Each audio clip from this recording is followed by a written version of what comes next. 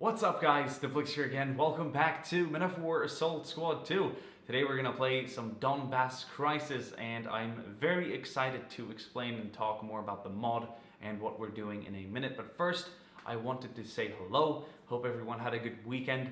I spent most of my time doing things I like, such as working, spending time with friends and another special person, but also yes, work and getting some sun. As you can tell, I don't know how much like the roof light here, or the, what do you call that, a roof light? It's a lamp in the roof. It's a hanging lamp or something. I'm not sure how much it removes off of me, but someone made a little, I'm not sure if it was a joke. It could have been like an American Psycho thing, because I've had the shirt on and I've uploaded a bunch of like American Psycho related pictures and stuff over the years. But someone said I use a tanning bed. Like, if you follow me on Instagram, you'd know that isn't the case. I look probably red as hell right now, but yeah, I'm not sure how much of that light is responsible for that. I might sit here looking like a tomato. I don't know yet. We'll have to find out later. Anyway, so what we're doing today is playing the Donbass Crisis mod. Yes, which is a mod sort of related to the Blue Dawn series. The last one we played was Rise of Nationality. We did a few like Afghanistan scenarios, as well as Chechnyan scenarios as well. So that was a cool mod. This is by the same developers, although it's only focusing on the ongoing current civil war. And it has all the units, all the assets, and everything you could ever want and need in order to make a realistic historical series based on all the battles from the start of the war. So this today is the Siege of Sloviansk. Yeah, I did explain it at the start of the video, but it's meant to be enjoyable, maybe even educational. I'm gonna try and leave like any major opinions or facts based out of the whole series. It's meant to focus on the battles, the very battles, and how they like occurred objectively and practically, instead of digging into all the different conspiracies and stuff, because that's not what the point of this video is. It's meant to be enjoyable, which is in the end what all games and movies are meant to be. I mean, that's why we watch YouTube videos, right? So without further ado, let's jump straight in. Oh man, sorry for uploading late. I've been up for a long time now working, and I'm also like a little sun-dazed. Like, it hit me hard today. It really did. So that's why I'm like a little exhausted.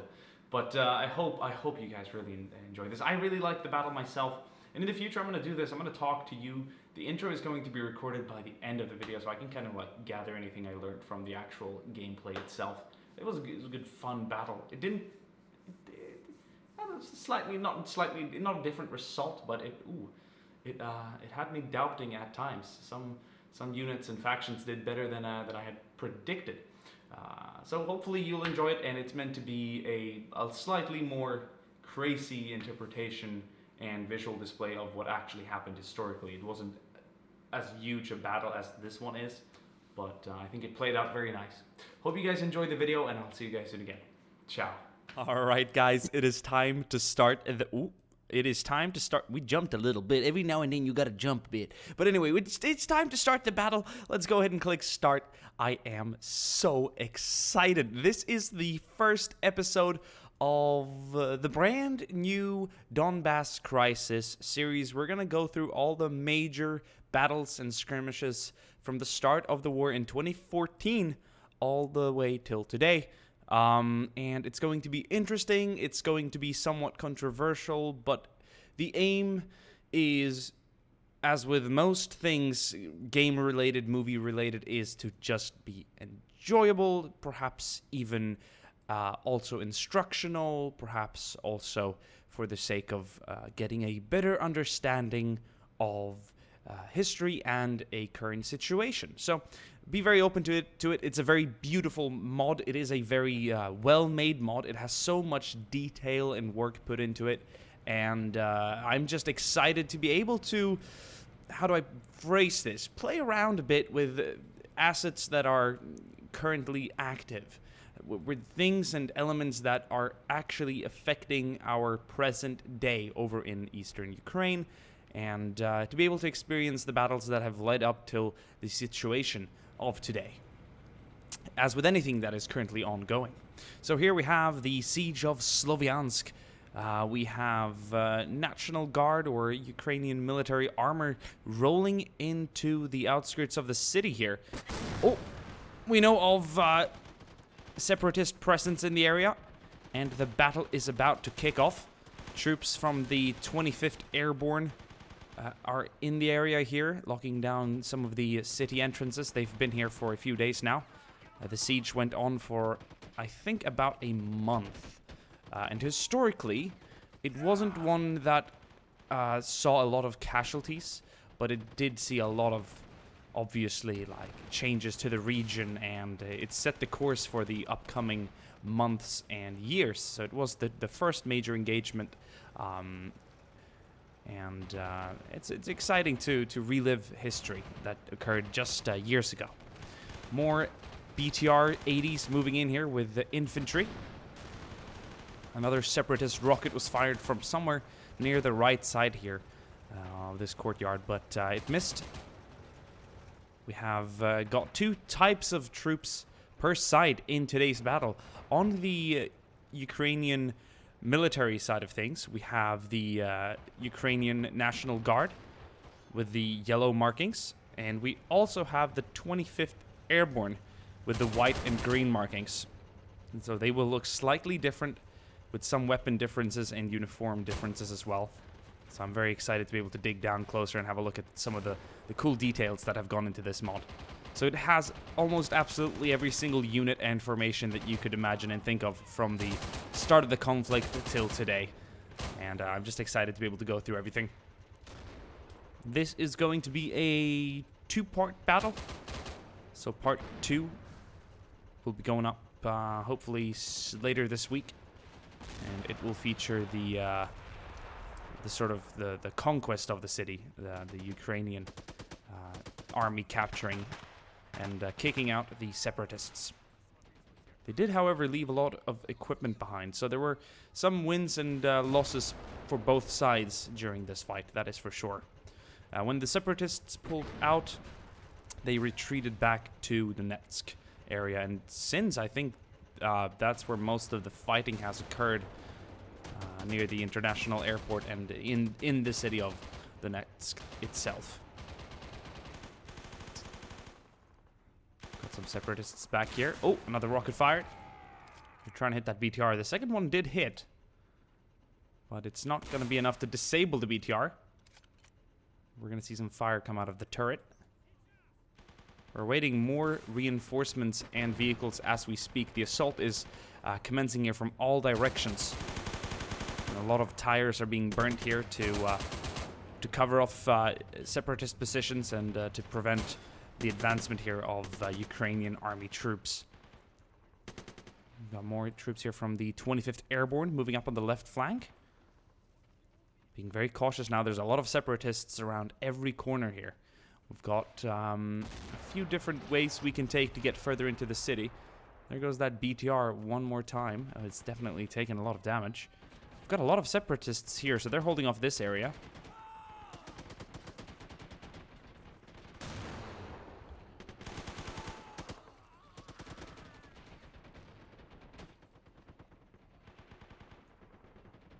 So we're going to see if some of the airborne troops are going to try and attack here on the left side. Move out in the open. It doesn't look like we're going to make any progress here in the center. We've lost 2 vehicles. We have a third active BTR here on the right side, but it's not moving through the opening there in the wall. We also have some infantry moving up, but in general it does look like the separatists have this locked down. Oh, up here on the other side of the facility area. There are 2 more Ukrainian BTRs moving in, followed by a lot of infantry, mainly from the National Guard.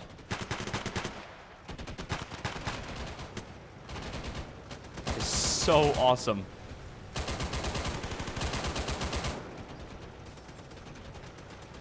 Infantry following behind the BTR, slowly advancing to the center intersection here. We can see some of the separatists holding the barricades they've made over the last couple of weeks.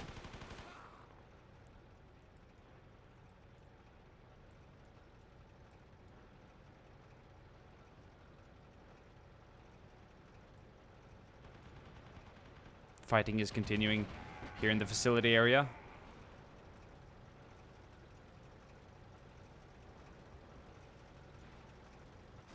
Oh!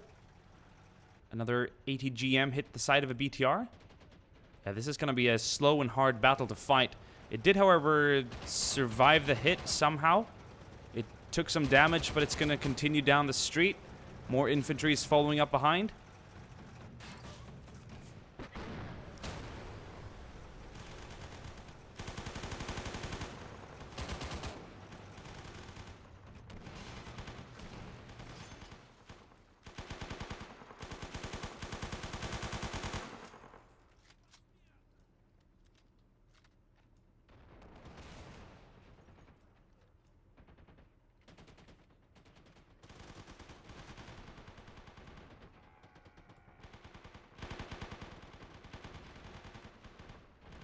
Looks like some of the, the Ukrainian army here is still struggling to get into the facility area.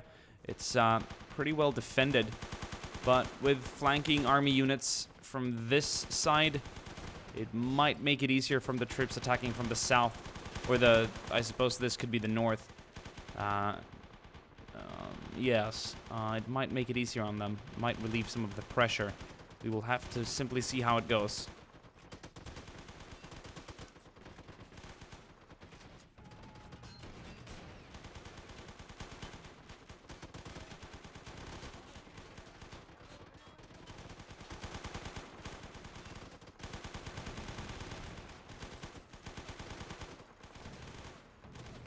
Yeah, that was probably a glitch.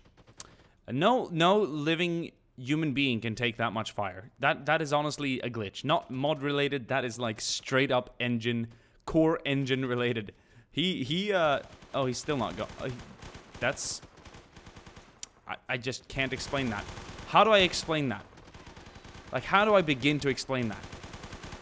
I'm gonna have to do it, man. I'm sorry, but you're out of this world. That's not meant to happen. But sometimes things do happen, so we're just gonna have to move on from that. Still have separatists holding the facility area here. They're holding it down. National Guard forces have been unable to sort of cross the barriers here. We've lost 2 vehicles, plenty of manpower, but we're starting to move in here through the open wall area, and we're fighting separatists defending the side walk, or whatever you want to call it, the sort of the side of the facility. A T-80 followed by infantry is now approached from the opposite side of the city outskirts, and it is moving down the street dominantly and decisively. He's got multiple targets ahead of him, an ATGM which has just been neutralized.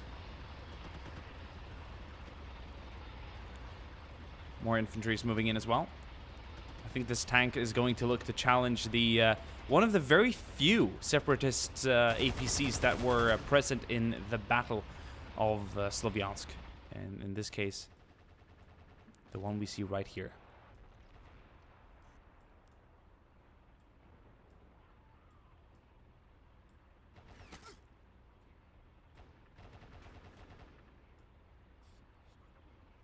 It's kind of a cool sight to see it come down the street like that. The infantry is unable to deal with it in any way right now. They don't have the weaponry, and the light vehicle here, the APC, is not going to be able to challenge that tank.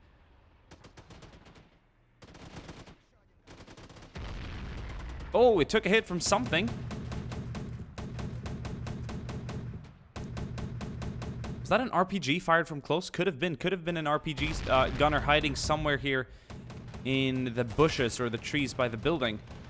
So it looks like it's been disabled to some extent, but it's still challenging the APC. I'm not sure what it's firing. I think it's firing its missile projectiles. Yes, this tank can actually fire a missile down the main gun, which is kind of interesting. It's not connecting with the vehicle itself. It's hitting the barricade in front of the APC. So far, it's still safe. It's still standing here. Interesting.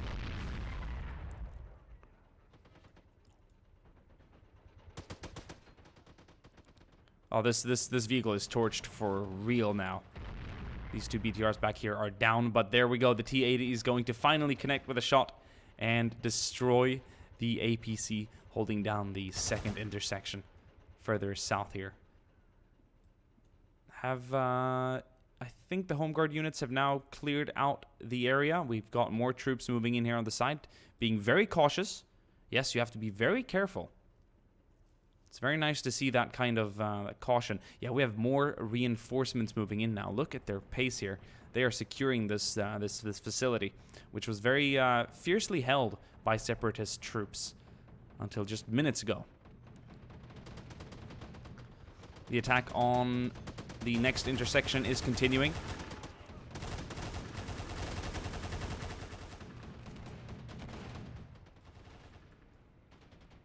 National Guard BMP has made it down to the city.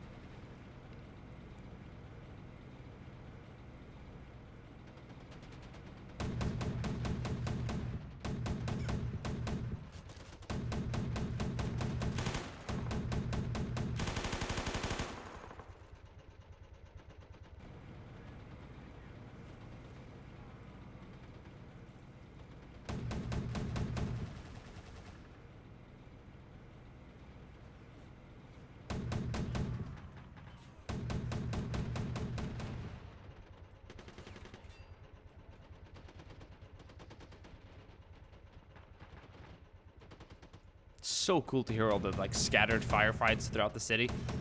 So cool.